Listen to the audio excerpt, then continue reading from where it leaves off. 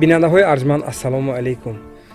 برنامه نوبتی در صحبت صاحب دیلان مهمان خانه های شماست و این ادامه منطقی برنامه اول است که در صحبت ما استاد قاسم رستموف آموزگار گیمنازیوم کوثر اشتراک دارند. استاد خوش آمدید میگویم. در برنامه قبلی ما چون همگان خوب میدانیم صحبت آخرین ما در مورد عقیده درست داشتن و با عقیده درست تربیت کردن فرزند در عائله تا تواند اون فرزندی که در محیط عائلوی تعلیم میگیرد و عقیده خود را درست و ساز میکند، سازگار میکند، تواند که با اون عقیده درست به جمعیت وارد شود و عقیده درست به خاطر چی در کار تواند که و با این عقیدهش برای جمعیت منفعت رسانده شود. استاد در برنامه قبلی یک اشاره های هم کرده در مورد اون که هنوز صنفی 3 میخواندم گفتید یا 3 ساله بودم گفتید که مرا مادرم وابسته به خواهشم گذاشتن که نزد بیبی آتونی محله روم و تعلیماتی خط نیاگان هم دینی و هم خط نیاگان رو از آن کس گرفته باشم. خب محیطی که مثلا شما اون سالها گویم بچگی شما جریان میگرفت اون محیطی بسیار دشواری ایدئولوژی سختی شوروی بود و مثلا نه همه فعال بودن نه همه آشکارا از بودن خودشون گویم از چنین گویم تعلیم دادنشون گویم درک میدادن. گذشته از این یک اندازه ممنوع هم بود و مثلا من میخواستم شما در همان محیط آموختید و همزمان دانش‌های خود رو تکمیل دادید. اون چگونه بود استاد؟ در حقیقت وقتی که ما برای تحصیل رفتیم خدا رحمت کند حاجی آیه اگر گفتن یک تا بهای 4 گیری دیگر نزدیک من بنده بیا تحصیل بگفتن پرینسیپی هم خیلی یگانه شرطی که ما بگذاشتگی بودن اگر یک تا بهای 4 گیری نزدیک من بنده بیا تعلیم گرفته میگفتن. پس از آن میگفتن که آفتاب دامن که پشتی نمیشد تو بچه هستی، هر گاهی که از اینجا میبرای هر گاهی که از اینجا میدرای آدما میبینند میدانند که تو فرزند این درگاه نیستی. پس از آن من خودم میترسم گفتم. همین سبب شد یا اینکه کنجکاوی خودم سبب شد که من دیگر اول خانه نبرآمدم. من اونجا استقامت کردم. هم یک خانه بود که این مرد این زنی قلندر بودن، نه شوهر داشتن نه فرزند داشتن. هم یک تا خانه بود، هم خواننده هم آشتان و هم موری و هم دیگ و همش بود. هم یک صندلی داشتن که وقتی زمستان و هم آتش گرفته میشد اگر وقتی بهار شود و به آتش همچون میز کرسی و خیلی استفاده میکردن. و میز گفتن ما از این جهت که بالا هم به ما دسترخوان کشیده همون خوراک میخوردیم و میکردیم. کرسی از آن جهت که از بس که این کس 85 سال داشتن بعضا هم جوشت دم میگرفتن و چکشان راست کرده هم بالی ویبه. همه یک طرفی برج به همون خدا رحمت کنه استاد ما میخوافتن یک طرفی برج صندلی من خواهم میرفتم. همین خوابی بچگی بود، خوابی سخت بود، لیکن هر گاهی که پهلو میگشتم آیا جان من میخیستم اخوابم. همین خیلی هوشیار شده خواب میرفتم. مقصدی من یک چیز بود او گدید اعتماد چیزا بکو من یک کار خیر کنم، من بازگردانم همون تعلیم های همون کسا یک خدمت هم که بازگردانم بود. هم خیستن زمانه هم خیستن که یک سلفه کردن که پهلو چغزم من میخیستم و آی جان آبی گرم بیارم می دسترخوان کشم می شما خیستید میگفتم سوالای میدادم نه تو بچه خواره مفتن یا مفتن که آب از صندلی گیر من آبی همون تاره که نماز میخوانم تیم خسته نماز خوام میگفتن خیلی همون فرصت ها ما همین حس میکردم که باید اینکه جوابش تیم چون که ممکن است که من جواب دگردان نتونم دیگه روی کسبه. اما حالا که اکنون همراهی آیله میشینیم من بسیار یادآور میشم که بهترین انسان ها در احاطه من بودن، بهترین انسان ها در تربیت من بودن. این همه حاضر گفتنش گوارا اما همه وقت برای من مشکل بود. برای کودکی که صنف 3 و صنف 4 است همه قدر کتاب خواندن و من تنها یک چیز جلب میکرد روز به روز کلمه هایی که لغت هایی که من جمع آوری میکردم و مضمونش میفهمیدم و بیان شعری که این بزرگوارا هم شیخ عطار هم خواجه حافظ شیرازی هم نوایی هم فضولی به زبان ازبکی هم میرزا عبدالقادری دیدیل که شکل بلند که این انتخابات خودشون رو نیستگی بدن، من خوانده استاده همین غذای معنوی که من می برداشتم من علاقه اینه ترک کردم به نمیماند خودش. بنابراین من با جان دلم خواندگی درس رایم. تشکر. خوب استاد یک مسئله دیگر هست در مورد اونه که خوب حتی دوره مکتبی همون یک اثری نیکلای استراوسکی چطور پولاد آب یافت. همونجا یک زمان شوری ما خاطرم هست معلمی زبان روسی مو همون یک پاره از اون از یاد کننده بودند. من کوشش میکنم آن رو به شکلی توجیکی من روسی گویم شما تاجیکی گویید. باشد. Жизнь дается человеку один раз. Его надо прожить так, чтобы не было больно, мучительно за все прожитые годы. За бессильно прожитые годы. Бессильно прожитые годы. همه خاطر هوای شده. تشکر. با نزد شما این سخنهای گفته نگویید. تشکر استاد. تشکر. واقعا بسیار حافظه قوی دارید. خب من سخن از گویم قیمتی حیات من میخواستم اینجا یک نکته رو پرسیده باشم که خب انسان به حیات میآید. ما مثلا همیشگی در اوایل فرزند توش خرسند میشیم و ادامه دهنده نسل و گوییم به حیات آمد باید روز بیند ما تربیت میکنیم و مثلا همیشگی وقتی بعد یک فاصله عمر برای خود ما حسابات میدهیم چی بود چی شد چی رفت چی مون چی کارها رو باید انجام دهم و ما چگونه همین در فاصله زیستن خودمو قیمتی حیات رو شناخته توانیم. انسان با محبت زندگی میکند. همین محبت است، مهر است که انسان همین حیات رو باز میدارد. وقتی که ما طلبه ها درس میگذاریم معنای همین محبت و ها چنین می آمیزانیم. من بسیارتر درس های من 30% روسی و بنابراین 80% درس هم به زبان روسی گفته میشد. حاضر که آموخته شده که منم به любовь делится на две виды. Это земная любовь и неземная любовь. Неземная любовь это любовь к Богу. من میخوام سر میکنیم ما. اگه من ترجمهش خودتون میدونید. این محبت به دو تقسیم میشود. محبت بزرگترین معنی شما به آفریدگار ما. باید به همتا است. به محبتش یقینا بی‌قدر است.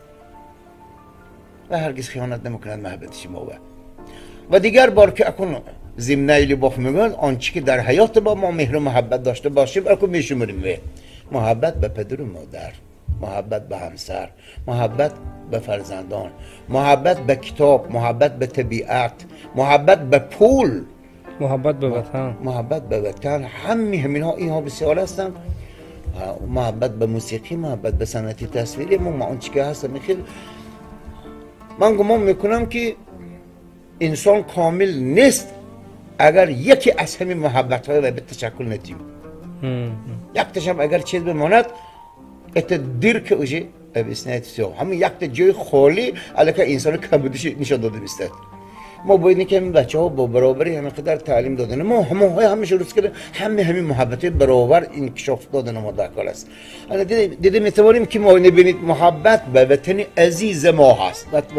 ای چطور کهسارانی این تاجیکستان دوست نمیداریم که خودش 93% این کهسار است. چطور آب زلال تاجیکستان دوست نمیداریم که در جهان یکم جا است از جیر ذخیره آب تازه.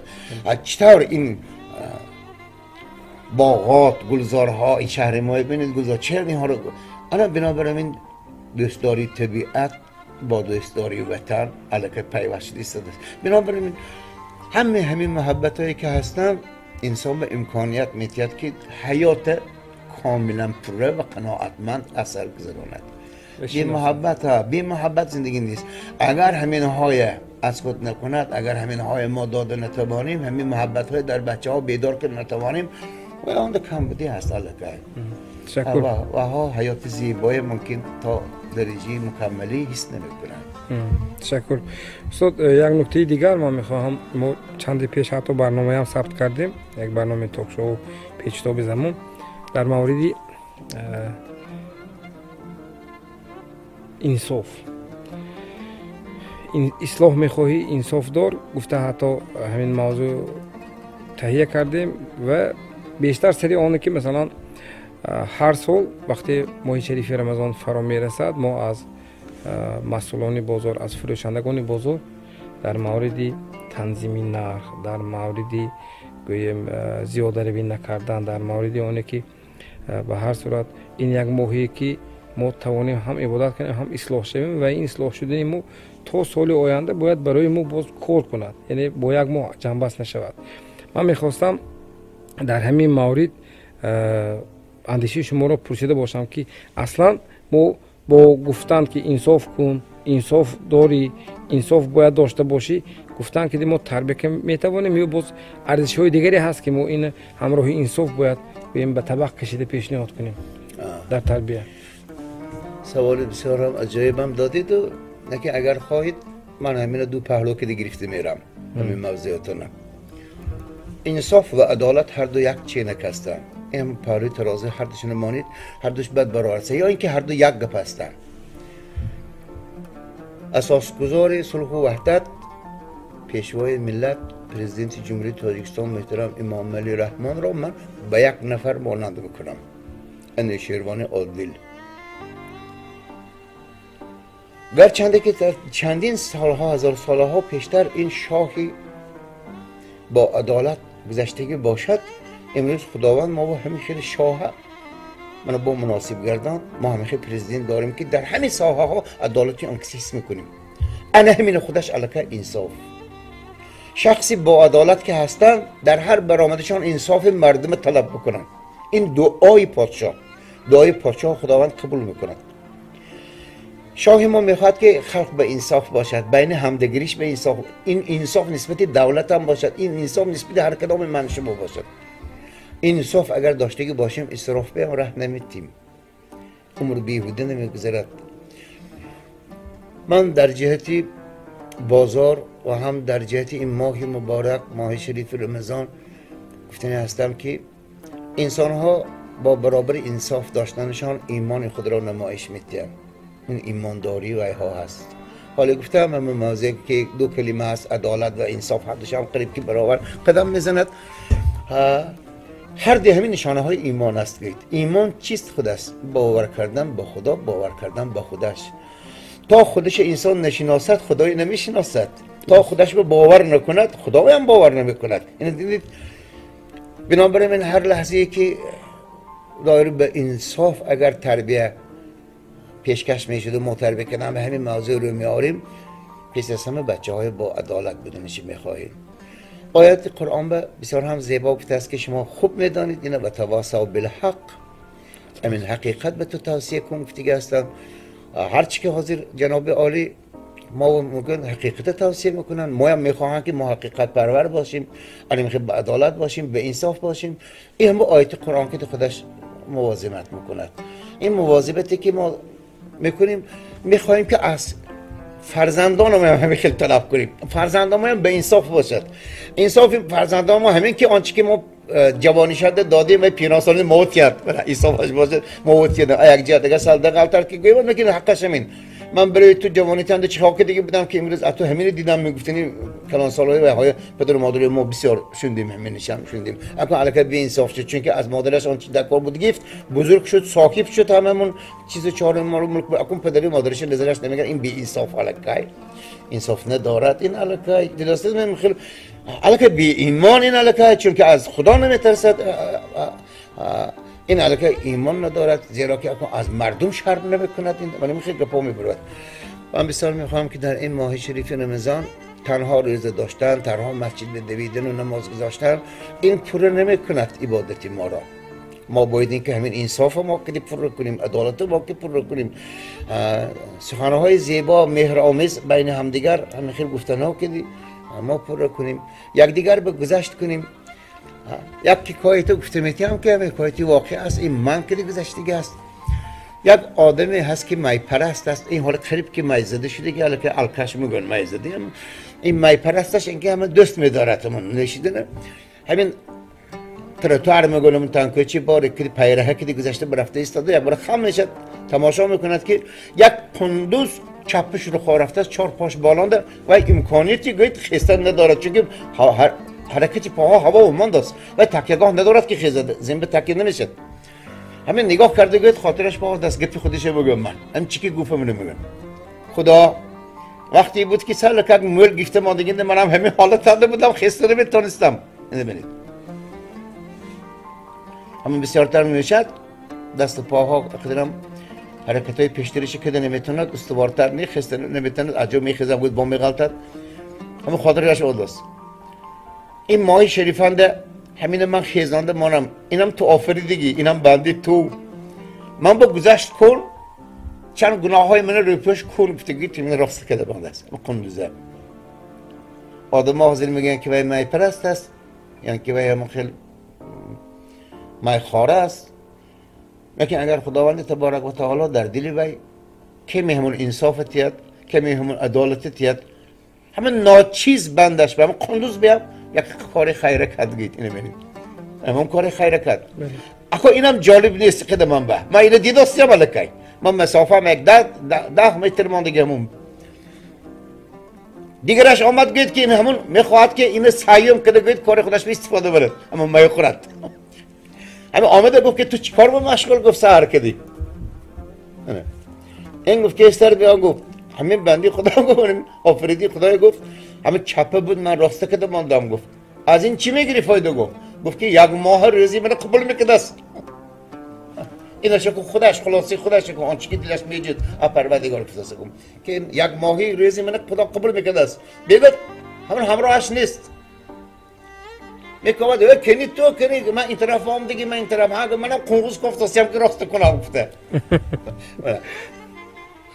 یک گپی که هست در حقیقت هم گپ فتوای یگان ملا نیست و یگان تا کتاب بنویسته گیری و همون عقیده های خودش فکر ابو ملا همون علم خودش کنی مقبول دارم کرد لیکن کدام به توصیه میتید عدالت به انصاف به انصافش بس که اون نقضی کرد به ایمانش بس که نقضی کرد همین خدا تکیه کرد الکی که من نقضی کردم هر کدام من شما نیمی شب میخیزیم 5 وقت نماز بمیریم بی غرض میخوانیم من نماز من مثال بی غرض نمیخوانم من خدا طلب میکنم من خودم مانده شدم 5 بار پیشی تو آمدم خدا من به تیم میگم سلامتی تیم میگم رزق فراوان تیم میگم بچه‌ام به بخت سعادت تیم بی غرض نمیرم من طلب کردم میرم من اینم طلب کردست من حتی اگر که شما اگر تعریف کنم بی غرض تعریف نمیگم یک چیز امیدوار از شما میخوام که شما یگان برای منم که دیگه باشید خودش انسان بی غرض یگان کار نمیکنه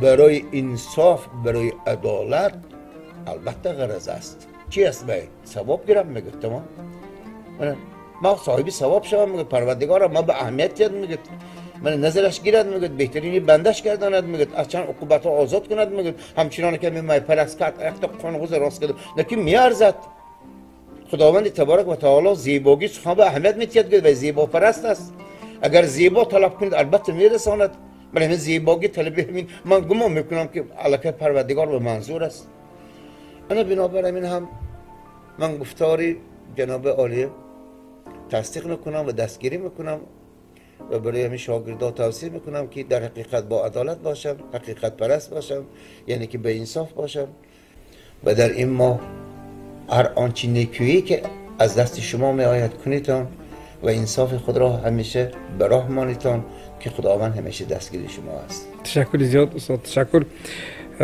در انجام برنامه یک سوال معمولی برنامه هست. من میخواستم چون نفرانی با تجربه زندگی دیده که در تربیت فرزندان مردم نیز حصه گذار هستید من میخواستم 3 مصلحت مفید خود رو ما در دوره شوری هم خیلی بود خوانید باز خوانید میگفتم من میخواهم که جوانان ما زیرک باشند. دوم شخصیت خود را هرگز گم نکنند خود را بشناسند. شناختن شخصیت از کودکی سر می شود. همون یکی از گزارش های سن سالی پسیکولوژی سن سالی گفته میشه یکی از گزارش ها ایام کودکی از 2 سالگی تا 5 سالگی بس که شخصیت انسان همونجا پیدا میشه است. فرمودید سلیچنس تشکل می‌یابد. تشکل می‌یابد. همین شخصیتی که هست انسان اگر همین شخصیتش باید از قالب انسانی هم برآمده میبره. حاضر شما گفتی که گپ انصاف هم نمیماند از هیچ کس نمیترسد و همه کارهای فحش هم دست دادن میگیرد. و سوم اخلاق خوب جامعه بهترین انسان است.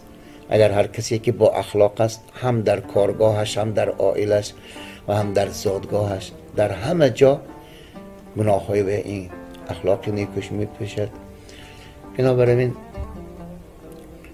جوانان امروزه هر کدامشان هوشیار زیرک هستند، در آموختن دانش در حقیقت هم وها پیشرفت هستند، چون که هر گپی که ما میگوییم الکی وها همین جبیده میگیرن، سخت چسبیده میگیرن، وها فهمش تیز دارن.